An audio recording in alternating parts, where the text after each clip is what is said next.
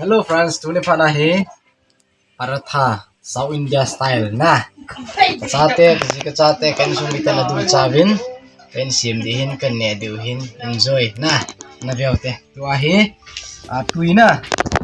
Tu yang kahaltan na na. Kan pi hal dihin ti oi ta mix yung golding. Ti yang samhat ha ngai Ti yang kahatan. Wahi jawahi kan kel hal ding. Kan me di.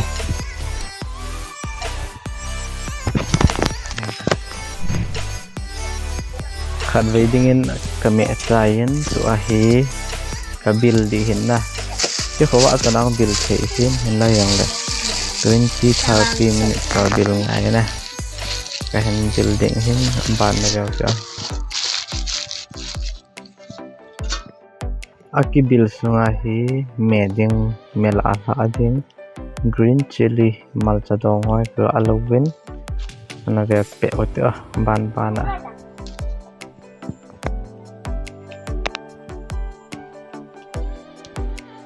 kachate ni yo nang kichim panen ga avetin gari pe ne kachapain kha e kanau pa cha he mela ala ding pati home ga hol homin ban na ve ki pe hite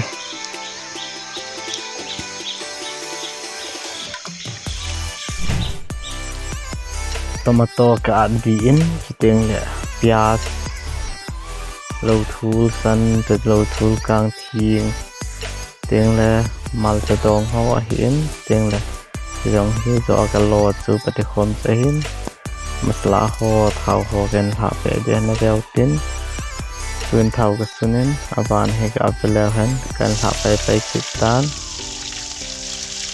khilhi akim pun na masla hong kim pun ra cái zo lo ti dam ki mo zo lo ti dam hin to hen fa thi ho masla ho ka fa en kan cho bong kan cho ki di hin na pe pe hitin thì hi mẹ ding hin na tui tabang anang gravy thì ham hin mẹ pi ding paratha to mẹ pi di dan he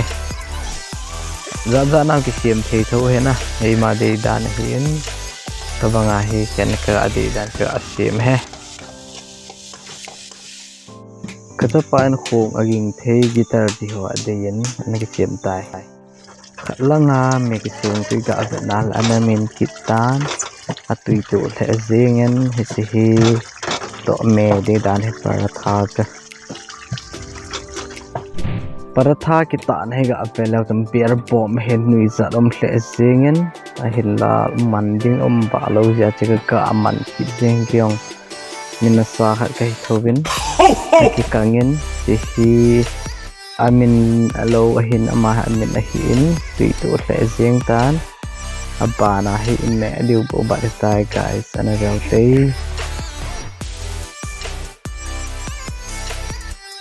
dan si asap si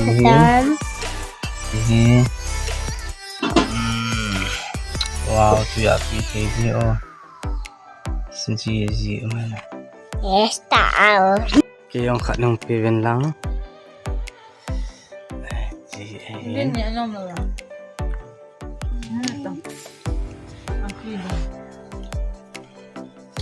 Chitan kain ko ten adu the ma sengon ayo la sengo pin ane seng ta pin